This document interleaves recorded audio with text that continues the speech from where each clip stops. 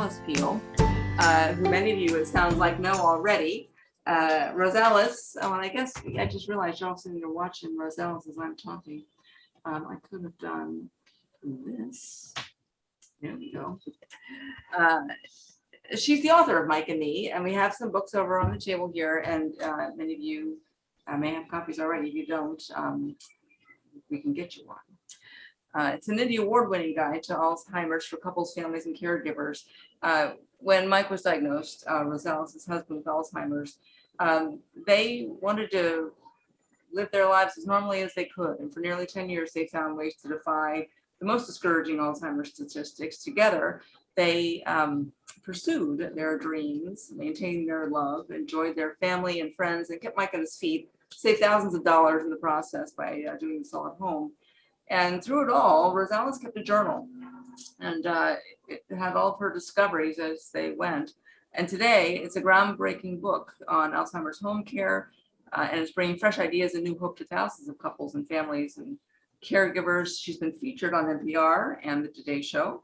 Rosales is a registered nurse, a certified couples relationship facilitator, and a tireless writer and speaker in the national fight against Alzheimer's. She lives on Bainbridge Island, so another relative local.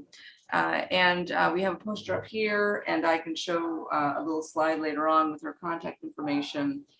I'm really delighted that she's here after multiple attempts. Again, thank you to Robin for making that happen. And now I'm going to switch the camera back over to Rosales and hand over the baton. Here we are. Okay, we are ready. Thank you, Carol. She makes this very smooth, doing all this high tech, which is beyond any of my capabilities. So pretty impressive. So at any rate, I'm delighted to be here, and every format is different. This is really different, outdoors and having people on Zoom and doing this in this format. So at any rate, let me just kind of start off by saying something general about Alzheimer's, which is the fact that the statistics are growing.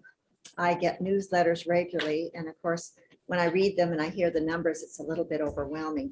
So the two that I just wanted to mention to you from a recent post, one of them is that Alzheimer's kills more than breast cancer and prostate cancer combined. So that's kind of staggering to think about that. The other one that I find interesting is that 1 in 3 seniors die from Alzheimer's or another dementia. So again, another surprising statistic. So knowing those things, we can see why most people typically, if they hear I'm writing on this topic, will say, oh, a friend of mine or my uncle or my father, somebody knows somebody, a friend or a neighbor. So it really does make it a topic that we all are invested in. So from there, let me just kind of move into our story. My husband was diagnosed in 2002, and he passed away in 2011. So he lived 9.5 years with the illness. And as you might imagine, when you get that diagnosis, it's a little bit overwhelming. There was a whole lot of fear that was included in that. And interesting, we had different fears. My fears had to do with him getting lost, with him harming me, with him stealing the car, with hurting somebody with a car. And of course, I was afraid that he wouldn't know me at the end of life. And certainly the biggest fear was that he wouldn't love me. And I sort of figured we could do this, but when he didn't know me and he didn't love me, that was going to be pretty hard. So those were the things I was afraid of. It turned out that Mike's were quite different, and I didn't really know what his fears were, because when we got started, we kind of talked about the business things, you know, power of attorney, financially, how we would do it. And then there was kind of this time where we just sort of went silent. We didn't talk about it, but he was unusually grumpy. He just was not easy to get along, which is not what was his usual personality. And then one day we were out in the yard and we were working in kind of 2 different locations. And I said something to him and he snapped at me, and it was like, you know, it was just sort of like, there wasn't much that went on, that there wasn't an irritability involved in it. And I just went over and said, hey, you know, what's going on? And his reaction to that was pretty quick. He said, I don't want to leave you, and I don't want to leave our home. And it was like, aha, that was his great fear. It wasn't the fear of losing his abilities or not knowing who he was anymore. It was leaving me and leaving our home. So I kind of quickly responded with, I think we can do this. You know, we can keep you at home. So we made a deal, not knowing if I could keep that or not. And it turned out that we were able to do that. I always like to say at this point, right at the front end, I like to tell everybody, none of our fears came true. So that means he never got lost. He never stole the car keys. He never harmed me. And he did know me at the end of life. And we were very much in love. So that is a nice story. And it's one that's not told. And so that's why it's fun to be here talking about it. So our topic tonight is really, the title is Living With Rather Than Dying from Alzheimer's. And so we don't talk about the amount of life that is still there. We do have airplanes overhead, which is fun at Orcas Island. That's one of the main ways to get here. If you don't come in by ferry, you can come by airplane. So that's the topic that we're talking about tonight. I want to just add a couple of other little pieces to this, that when you get the diagnosis, you don't only have the fear, but you also discover that you've got some hidden things you didn't know about yourself. We each have gifts. We can do things that we didn't know we could do. And lo and behold, you really do have things that you can do that you weren't aware of. So it turns out that my gifts were not the ones that I thought they'd be. I thought my gift was because I was an RN, this would make it easier. Being an RN did not help me in any way in caring for somebody with Alzheimer's at the end of life. So that wasn't the gift that counted. What turned out to be helpful is that I was a mother and I was a parent educator. So because I was a mother and a parent educator, I knew about child development. And I never thought of Mike as a child, but at some point I just kind of went, aha, his capabilities are like a 3-year-old, or his skill set is like a 4-year-old, which just meant as we got into it, I realized you don't go out for a nice dinner at night in a nice restaurant, but yes, you can go out for lunch. And yes, it helps if you figure out what you're going to order ahead of time. So that was kind of a nice little thing. I was able to go, this is the abilities right now. Never treating him like a 3 or 4-year-old, but recognizing he couldn't do the same things as he had done before. The other thing that was pretty incredible is I was being certified by the Gottman couple relationship team. And so I was learning about couple relationship, and that was happening at Swedish Hospital at the same time Mike was getting diagnosed. So I'd go home and tell Mike, you need to wear an ID bracelet. And he was going, no way. And I was thinking, okay, I just learned about conflict regulation. I just taught it. I can do this different. And so I give it a little break and I'd go back and I use the tools that I knew that were valuable for couples. So I implement that, and it's in the story talking about how you can keep your relationship strong. And I feel pretty strongly that's why we were so connected at the end of life. So those are the gifts I had. Mike had a nice gift too. And it was kind of this interesting thing. He even said when we were out there on the lawn, he actually said, let's get on with it. So he'd been grumpy and things weren't going well. And then once we made the deal, he was going to stay home if at all possible, as long as it was safe for him and safe for me. Then he made the statement, let's get on with it. And he did. So he never looked back. It was kind of like, let's get a move on. Let's do what we can. We've got some time. And that was huge. So as his doctor watched us go through the process, she actually said to me, she said, you should write about this, because she was seeing kind of a little different situation than what happens with most couples in this situation, because it can really tear you apart. So I was already journaling, very fancy journals I've got. I've got 7 of these notebooks, everybody's favorite notebooks. And I was mostly, before the doctor told me this, mostly what I was doing was writing about my feelings and the emotions. Once I kind of got it in my head that maybe someday what I was learning would be helpful, I started putting more in about what worked and how it worked. Like when I thought about that thing about ordering dinners at night, to not think about what Mike had lost, but just to recognize his abilities had moved to that level and I needed to do things a little different. So I made a note. All those notes went on one side of the page. And I thought if I ever do anything, maybe these journal notes will be helpful. So I was journaling. And of course, after you lose somebody, it's a while before you even consider writing. So for me, that was a 3-year process before I even got back to the journal notes. And my father-in-law had a little cabin in Montana that has been ours now for years. So I took my 7 journal notes, went to Montana, and I thought I'd write a book. And of course, I'm an RN. I'd never written anything in my life. And I thought, how do I organize? I wanted to talk about his physical abilities. I wanted the time frame. I wanted to include stories, insights. It was a little overwhelming. So coming back from Montana, near Lake Glacier outside Kalispell, I was doing a 1-day drive to Seattle, which is about a 10-12 hour day. So I got up early. It was in October. I got as far as sort of outside Wallace, and there's kind of a funny roadside stop there. And I just stopped, and it was a place Mike and I stopped at often.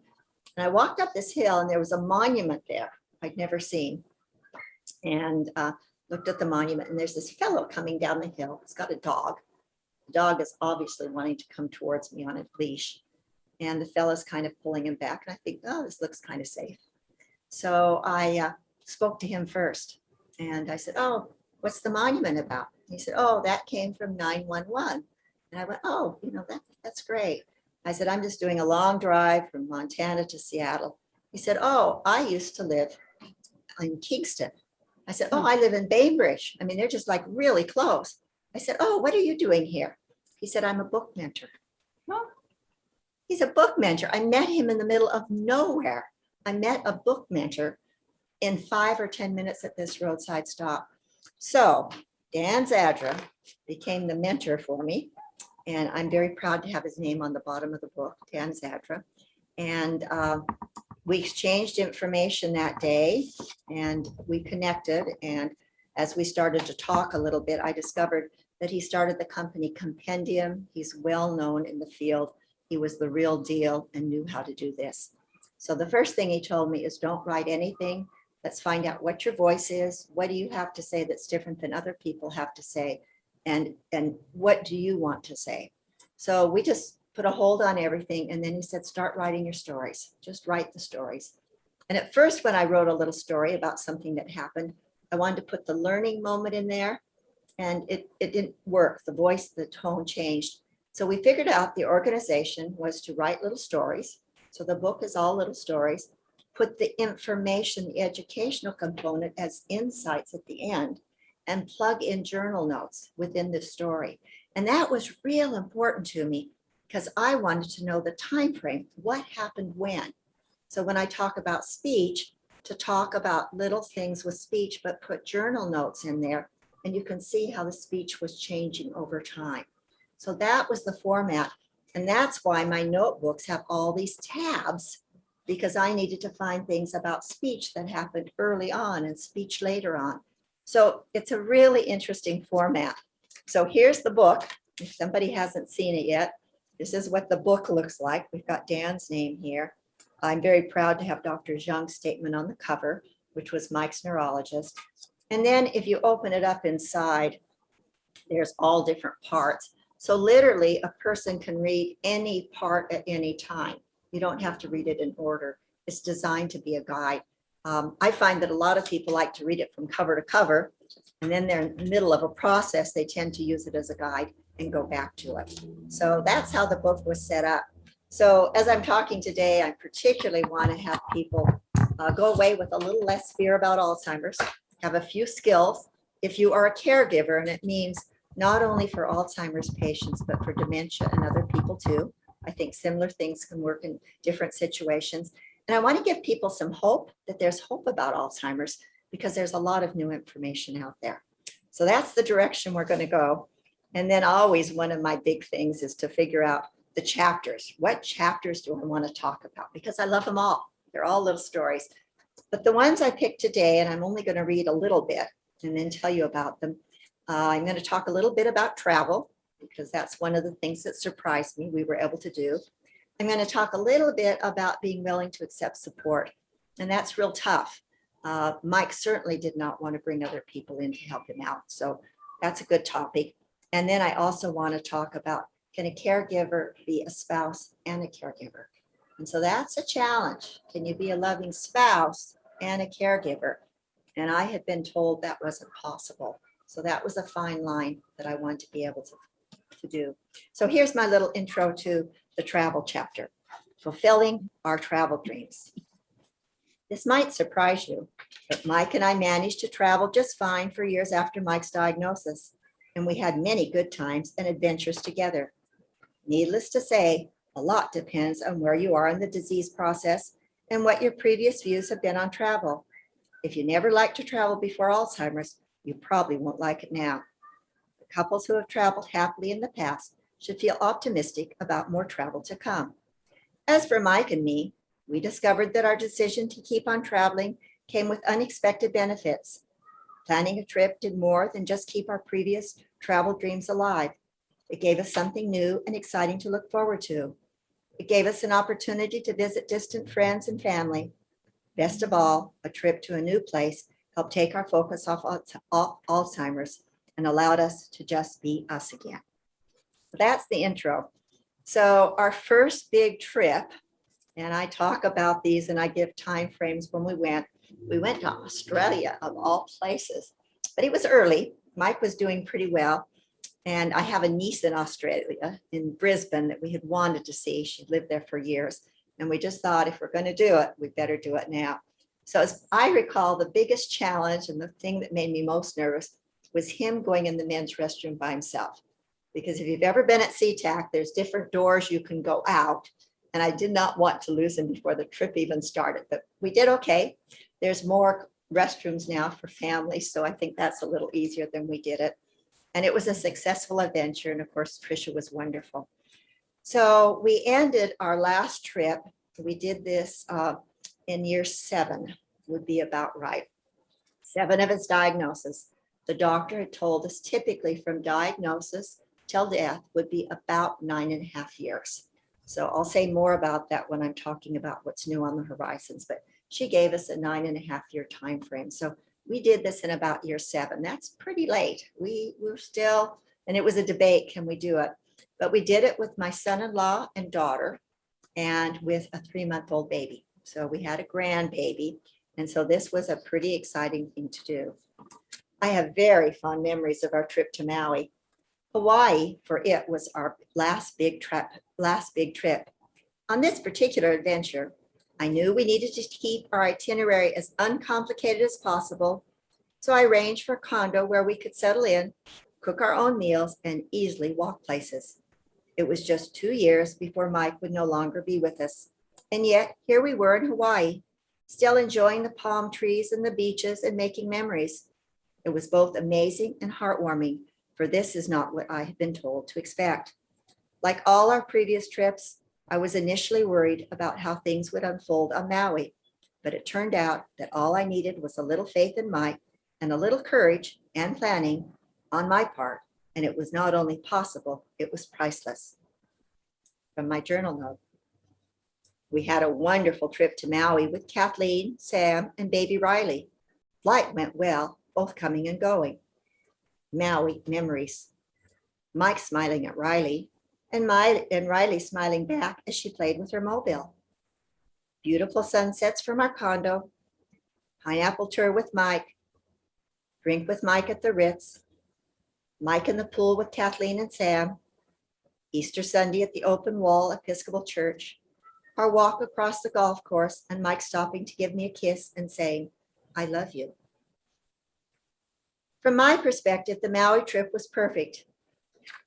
I loved the beautiful condo and ease of walking places with Mike or by myself. After we got home, I knelt by the bed and told Mike how great he did with everything on the trip. I said to him, "Everything was different for you. Bathroom, car, stairs, table, and food."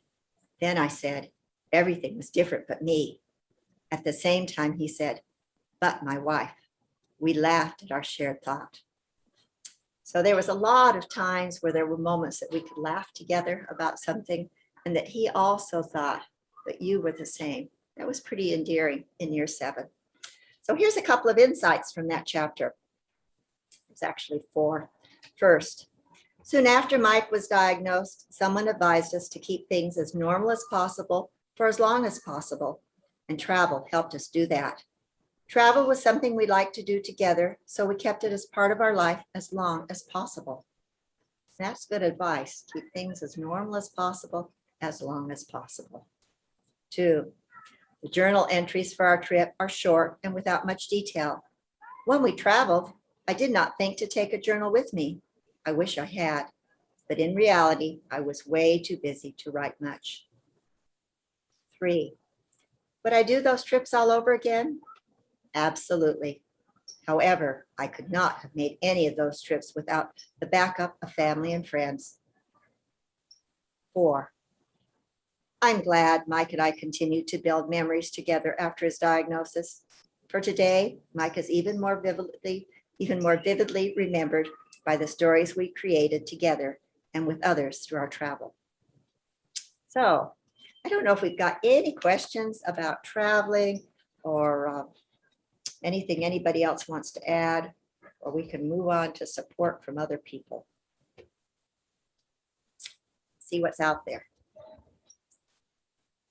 Have you had any experience with long caregiving or?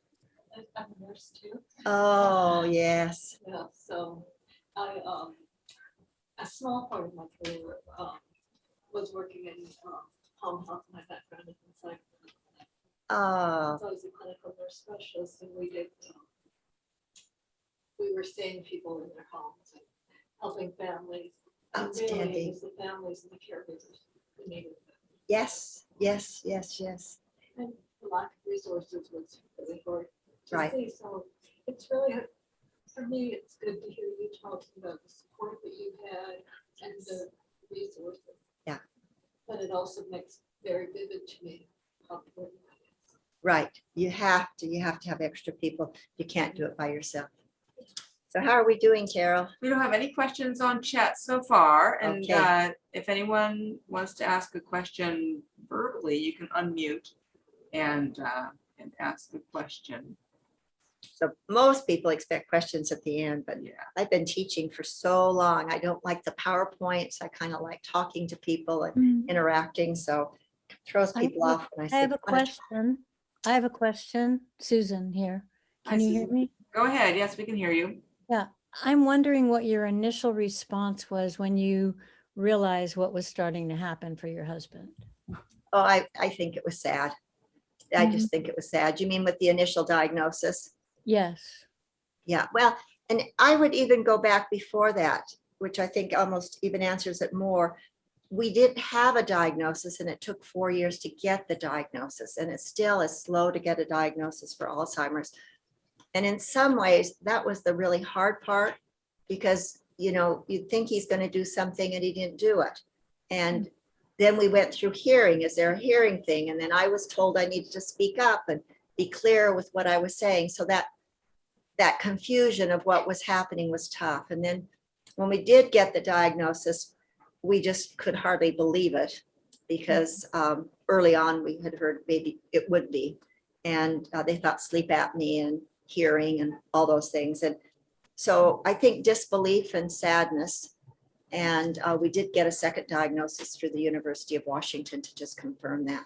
So I don't know, does that answer it for you? Yeah, it does. And you answered that it wasn't just a cut and dry kind of episode. It came on gradually and had to be defined over time. Yeah.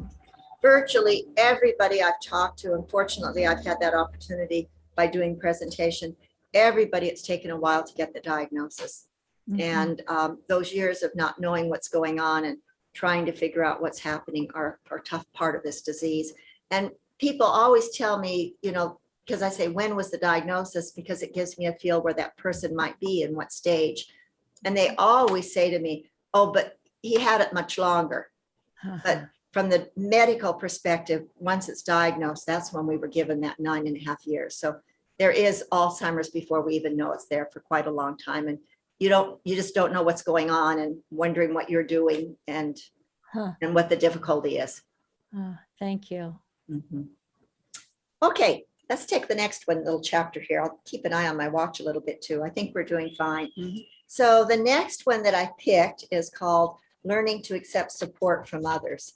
And that was a big deal. Mike did not want to have other people come in and help with his care. He was okay initially. His friend Stan early on, once Mike would even talk about the diagnosis, he did not want to say he had Alzheimer's, did not want anybody to know. Our 2 adult children knew fairly early, but the rest of the world, even best friends, he wasn't ready to talk about. But at any rate, once he opened up and started to talk to people, he had one friend in particular, Stan and his wife Audrey, pretty incredible. And if you go through this, you're going to discover there's people out there that you never thought could be there for you. Now, I won't say that about Stan and Audrey, but at any rate, I did not that I thought they wouldn't be there, but I did not accept this offer to happen. And Stan and Audrey simply said, we'd like to have Mike come and spend a day a week with us. Wow, you know, that was phenomenal. So what we ended up doing is Mike would go over about noon, I'd drop him off, and then I could go in and teach classes at the hospital, which I did one day a week. And then my daughter would pick him up after work around 5 o'clock. So that carried us for a long time without me having to pay professional caregivers. That was a pretty wonderful gift they gave us. And Stan and Mike had a great time together. They'd hung out together for a long time on projects, and they'd horse around with each other and make fun of each other's projects. So that was a good fit for everybody. The next thing that we did, which again saved us from not using professional caregivers, when I was told that Mike couldn't be left alone, then my daughter had a friend who was a young mother, and she was the companion for Mike when I could not leave him alone at all. And that was a big difference too. So Stephanie came into our life, and she was wonderful with Mike. They had a great time together. And I think my biggest learning moment about Stephanie is when you're doing this care, you can kind of, I don't want to say I was ever depressed, but I will say I wasn't upbeat. And I think we're all that way with our partners anyway. But Stephanie would come in, and she's this young mom, and she's enthusiastic, and she's smiling, and hi, Mike, how's it going?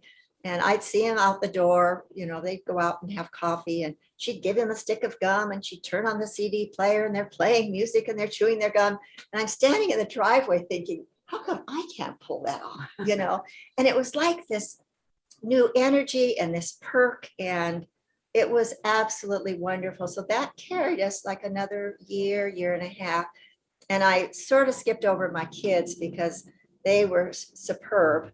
I was teaching a Lamaze getaway weekend at a bed and breakfast about every 6 months. So that was a Friday, Saturday, Sunday commitment. And either my son or my daughter would just move in and do dad for the weekend, which was like, and even through my daughter's pregnancy, which was she and her husband would do this. So family members are great.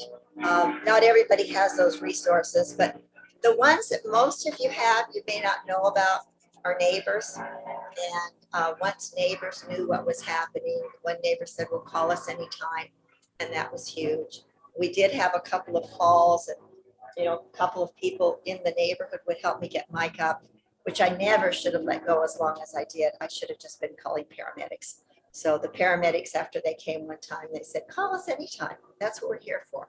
So then I had another, I mean, this little team is growing. And eventually we had a hospice team. That was the last 8 months hospice came into play. And I did need a professional caregiver.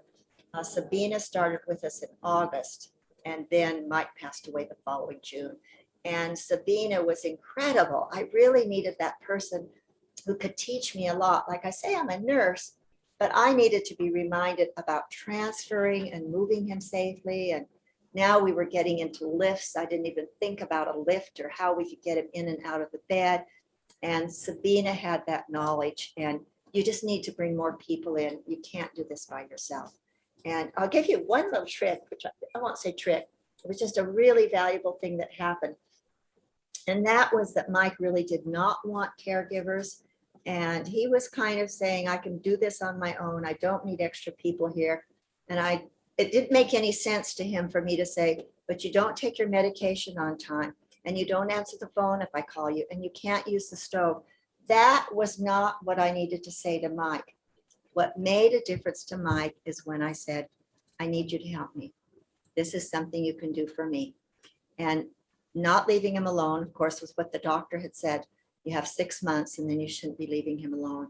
But my saying, you can do this for me, that was real important. You can help me.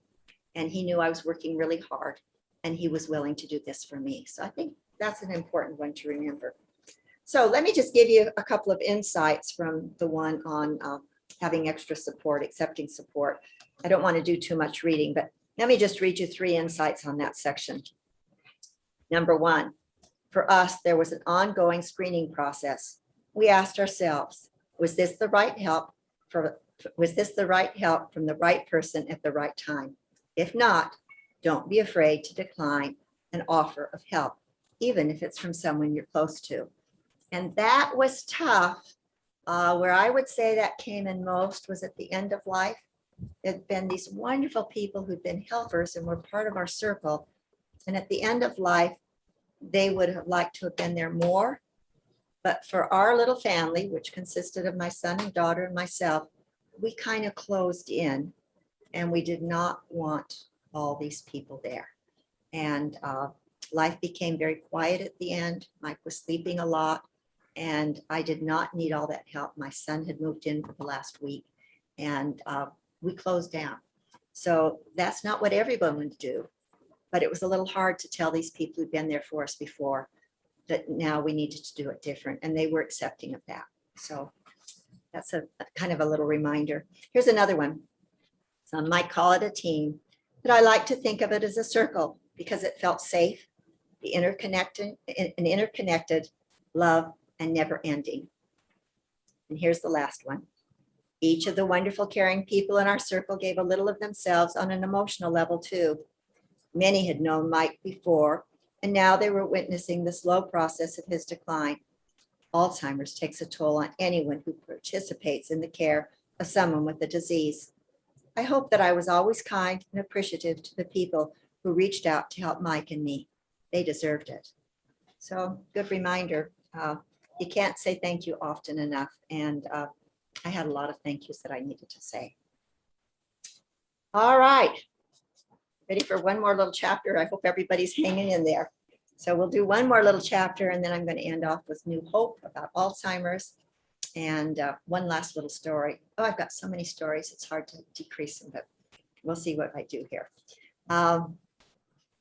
So the third little chapter I want to tell you about is, can a spouse be a caregiver and still be a spouse? And I had two red flags about that. The first one happened fairly early. And my friend who worked for hospice, she said, you know, Rosales, you really can't provide Mike's care and be his spouse. You know, you're going to have to be one or the other. And I kind of thought, you know, I can do this and still be a wife. And then it happened again. A very dear friend from the church who I appreciate greatly. Her name happens to be Betty. And when her husband died, I went over and told her what an inspiration she was to me. Her husband had Parkinson's, and I would watch them go up for communion, and she was so kind and so gentle. And I said, Betty, you know, Mike and I are now dealing with Alzheimer's, and you just are a good inspiration to me. And she said to me, she said, oh, Rosales, I just wish I had been more of a wife than a caregiver. So she felt at the end of life, she had been a caregiver and not a wife. And I just, you know, I really listened to that and was concerned that would happen to us. So here's a little segment on it, and then some things I want to tell you about that. At first, I couldn't imagine how our marriage would ever be in jeopardy, but starting in year 5, when Mike could no longer be left alone, things began to change. I could see that being together 24/7 put a new kind of stress on our relationship. I love Mike dearly and wanted to stay in love with him, but if all I did was his physical care and there was no time left for us or our relationship, that could change everything.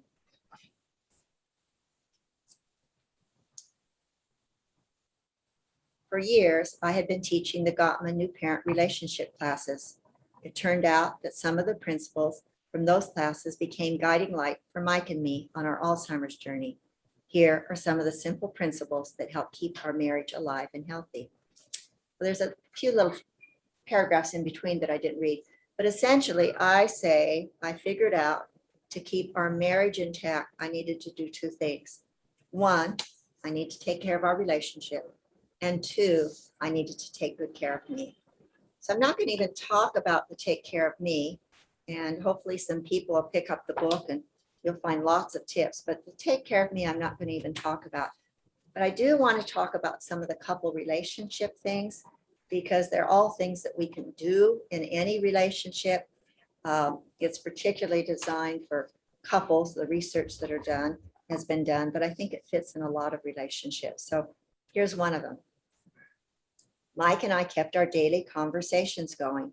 Even when Mike could no longer express himself very well, we made time to talk, and I helped fill in the words for him. So what we know, master marriages do certain things that keep their relationship strong. And one of them is a daily conversation. So if you think about it, when you were dating, you talk to the person daily. How'd your day go? What happened? And then you get in a long-term relationship. It's kind of easy to let that kind of slip away and not do that. With Alzheimer's, I think it was especially easy because Mike eventually wasn't able to speak very much. Very easy to just kind of skip my conversations, but I knew this was important. So that meant every day we kind of summarized the day. So at the end of the day, I might say things to him. Oh, I'm so glad Kathleen came by with the baby. Or wasn't that nice? You had such a good lunch while Sabina was here with you. Or things when I was at the hospital teaching tonight, this is what happened. And I hear you did such and such. So when he could talk, I could say things like, oh, did you have a good time with Stan? And he might tell me something, or at least he would nod and give me some acknowledgement. I remember one time I picked him up from Stan's house and I said, how'd everything go? And he was talking away. And I used to always try to figure out what he was saying. And that day I just knew that wasn't going to happen anymore. But I could nod and acknowledge that I was listening. I was really caring about him. I was really listening to him. And he was glad that I was listening and I cared. I didn't get all the information, but he seemed to be okay with that. So we kept up the daily conversations. Here's another one. We made a daily ritual of departures and reunions. So another one you can forget. New relationship, you always give somebody a kiss goodbye. When you see them again, you greet them with a hug or kiss. Long-term relationship, you can forget it. And I knew master marriages do that, departures and reunions. So even when I went to teach, before I left the house, Sabina could have been there, or Stephanie, or one of my children. I always gave Mike a hug and kiss when I left. I always was out the door. When I came back, Sabina was ready to greet me and talk to me about the day. And I'd always say, where's Mike? And I'd go to Mike first. I'd greet Mike and give him a hug and a kiss and kind of touch base a little bit. And then if I had a conversation that needed to happen with Sabina, it happened there. There were not side conversations going on with Sabina. Mike was there and Mike was part of that. So hugs and kisses, there's two easy ones. I'm only going to give you two more. The rest you'll have to get the book. What can I say? Here's another one. I praised him for what he did right rather than focused on what he did wrong. And again, this is couple research-based information that master marriages do. It is so easy to point out what somebody does wrong. We do it all the time. We just, oh, you didn't mow the lawn, or you didn't pick up the groceries right, or you didn't do this. We all the time. What we really know, the learning moment is when you tell somebody that they did something right. So with Alzheimer's, it's amazing. I mean, they're going to do things wrong all the time. Simple example, helping Mike get dressed. Raise your right foot, and he lifts his left arm. I mean, and you're going, raise your right foot, and he's lifting his left arm. I mean, in that particular story, there were certainly times when I'm trying to get him dressed towards the end of life where I'd say, okay, just a minute. And I literally had to step away, which is another thing to do, give myself a break and then go back in and try it again. But in this example, the main thing is to praise him for what they got right. He was working so hard. He was really, really working hard. He was trying so hard to do what I wanted. And it was easy for me to say, oh, you're working so hard. Thanks for doing what you can. Don't blame him for lifting the left arm. Praise him for working so hard. So there's another one. And I guess I said I'd do one more. So here we go. We took time to reminisce about our love story. And, we all need to do that. Again, with master marriages, they do that. They talk about when they first met. They talk about their first dates, special things they did. And of course, Mike and I were busy creating more memories at the end of his life. So those last years for me, I absolutely cherish. We didn't lose time. Each of these stories are very special. So take time to reminisce about your love stories. That's what keeps them alive. They're important to do that with them. And this does remind me of something that's kind of a little offshoot here. But as Mike got more and more confused about who I was and what was happening, I think it was maybe year 6 or 7. One day he looked at my rings. He said, "Those are pretty. Where'd you get those?" And I said, "You gave them to me." And he went, he just was so surprised. I said, "Yeah, we're married." And he, so I took our rings and I clicked them together. I said, "We go together. Your ring, my ring, we go together." He went, "Oh." And that clicking rings together is something I did quite often. And I think it's important to remember people sometimes don't know your name. It doesn't mean they don't know you. And in this case, Mike definitely knew me. And sometimes I needed to pull him back and say, "We go together." And by clicking our rings, he got it. So it was just another way that we were sharing a memory, and certainly talked about the day we got married and what we did. And some of those memories were lovely to share together. Okay, so I'm watching my time. We've got about 7 minutes, I think. And again, we'll check back with people here at the end. But those are the 3 chapters I wanted to share with you. I love all the chapters, so it was hard to pick them.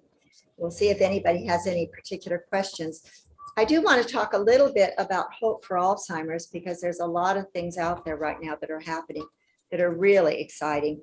One of the things that is happening is that there's a lot of money going into research. And that's kind of incredible with Corona out there too. But a lot of money is going into research for Alzheimer's. And boy, as we come out of this virus that we're in right now, Alzheimer's is just kind of the new big challenge. And so research is going on around the world. They just recently okayed another medication, which if you've watched the press, it really has had a lot of questionable press, because one study said it was good, the other study said it wasn't good. But what they're excited about it is they feel like it kind of helps get rid of some of the plaque in the brain, but it's questionable if this medication will work. So that one's out there. There's others that are coming down the bank, coming down the tube pretty soon. One of the things that they're really excited about is that they hope to soon have a blood test available, probably within 2 years. So what that would mean is we go in, we have our physical, they check our cholesterol, they check our sugar levels, and they check to see about plaque or tau in the brain. And if you have that, then they start to treat it immediately to help get rid of some of that. So that will be really exciting if they can do a blood test and not go through what we did for the extended period of time. But what we do have today, which is very exciting, is we have lifestyle choices.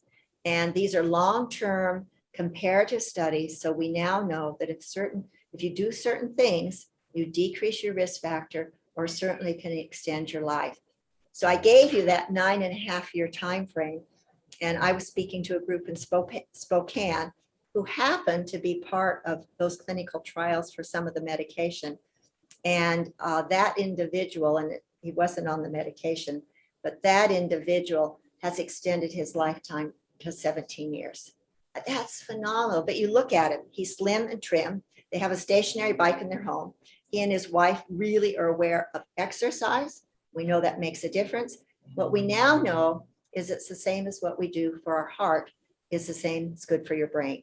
So when you exercise, you increase your circulation and it stimulates the brain, just as we know it's good for the heart. Nutrition is identical, the same thing. It's the Mediterranean diet. It's more fruits, more vegetables, more grains. So, diet, exercise, and then there's social. And if you're online on Zoom or if you're at a live presentation, that's good. You're being social and you're connecting with others. And we know that socialness makes the brain work. Your brain likes to learn. It likes to be busy. And so if you get involved in things, that's a plus. And then cognitive. And perhaps cognitive is the thing that we've heard about most. That's jigsaw puzzles, and, playing cards and those things. Reading and learning, book club groups, all of those things, coming to the library, taking advantage of the cognitive. And then one I'm adding, which you are now seeing elsewhere as well, the studies are really popping up about the importance of sleep. So we've known for a long time people who have sleep apnea are more susceptible to having a problem, but we're really, really clear, got a little bee buzzing around here, part of being outside. We really are clear now that sleep makes a difference. And in my book, I actually wrote a chapter about it before the research was there. And what I discovered is Mike, as the disease progressed, needed more and more sleep.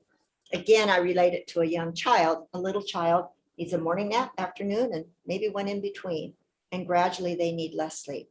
With Alzheimer's, things work in reverse. So I was kind of behind when Mike would get grumpy at the end of the day. What I realized is he was tired.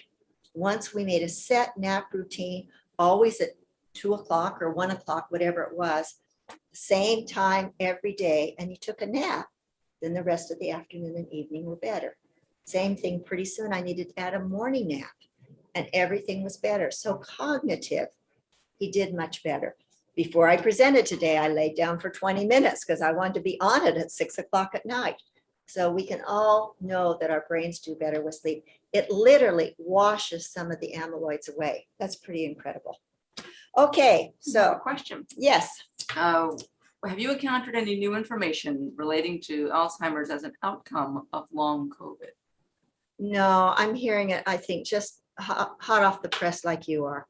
I don't know anything more than you do. They're really beginning to wonder about that. We know short-term people are having difficulty, but I think we're going to look down the road and see 2 or 3 years down the road. And I do get the Alzheimer's newsletters. I do go to the national conferences now on Zoom, and they haven't come up with anything long-term that they're publicizing yet. I think it's just too new, but I think it's a real concern. And another question, how does sleep apnea relate to Alzheimer's? Oh, it's right there with what I just said. I mean, when Mike was looking like he was having memory and difficulty, first thing they were checking out was sleep apnea. And he did have a sleep apnea machine, and it turned out that that was not the difficulty. They could actually look when they looked at his brain scan that it did not show signs of having a problem from sleep apnea. But that's something they automatically look at. Real important to take care of that sleep. Yeah. Okay, this little bee's really liking things over I here. have a quick poll I'd like to send out to the group. Just 2 quick questions. One is, how did you find out about the program? And second, would you recommend it to a friend? So if you guys wouldn't mind, if you see that poll, go ahead and reply to the poll questions. And then we'll carry on with any additional questions that you have.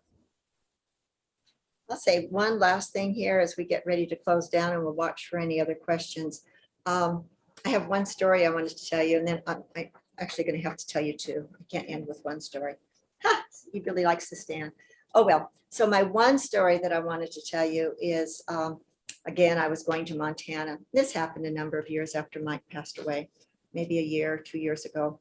And I was just picnicking at one of the roadside stands. And I saw a lady get out of the car with her husband, and I could see outside the men's room that the gentleman had Alzheimer's or dementia. It was pretty clear.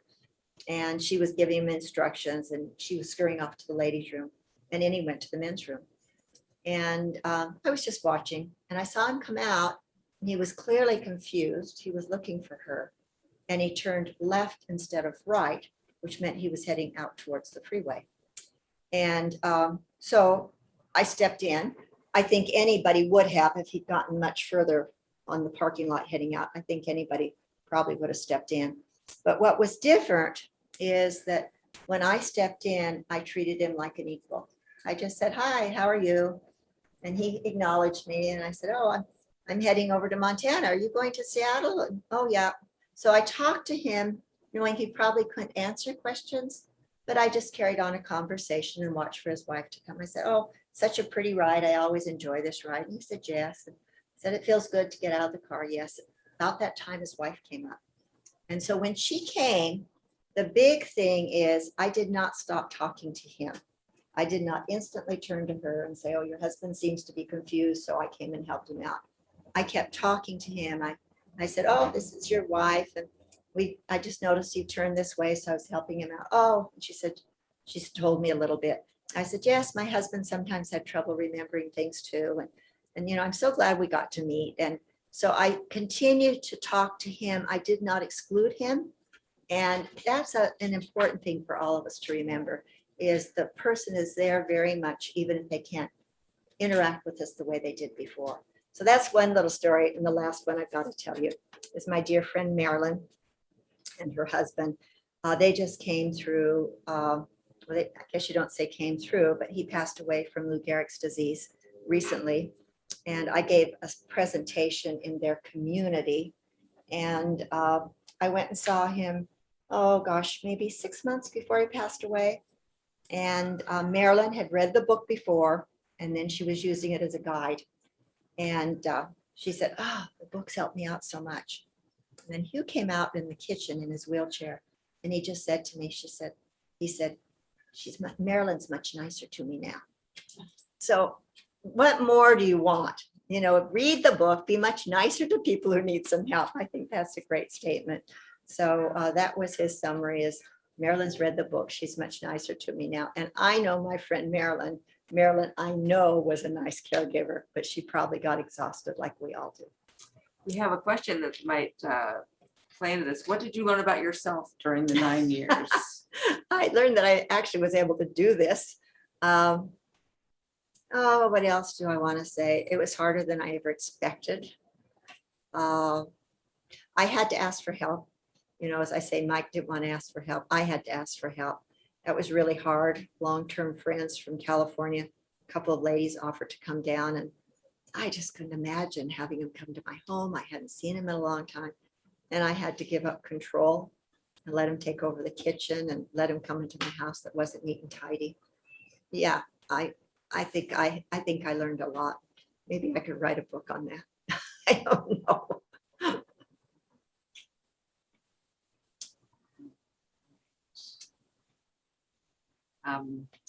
Thank you all for the poll. Everyone would recommend this program to a friend. Super, Very super, nice. super. And most people found out through the website, the Orcasonian, or through librarians at the library. For any of you who answered other, and if you could tell me how you found out about it, could be through you as well. That'd be super. So any other questions we have for Rosales? I'm gonna make. I can answer the other easily. I'm the wayward cousin, so Rosales tells me about this stuff from time to time. Nice, thank you. So I'm going to do a little plug for the book if we've got a second here. Absolutely. Just a little Plug away. plug. But I have to say it's one book at a time, and I am greatly honored when I hear somebody got the book and it makes a difference. I just went back and saw my friend Marilyn about a month ago, and as we were stopping by a mailbox, this lady was there. Marilyn introduced me to her, and she said, oh, Rosales, I heard you speak, you know, like a year and a half ago. She said, I'm loving the book. It's so good. My husband's got Alzheimer's and we're doing it all the time. It makes a difference. So I know those people are out there. I will say, I don't have big audiences. It's one book at a time. So all of you who let people know about it, that's incredible. I'd like to kind of plug the idea of a book club. I've had 3 book clubs read it. And, you know, a couple of people said, I was so afraid to read this book. I thought it would be a downer. And then they say, but it's a love story.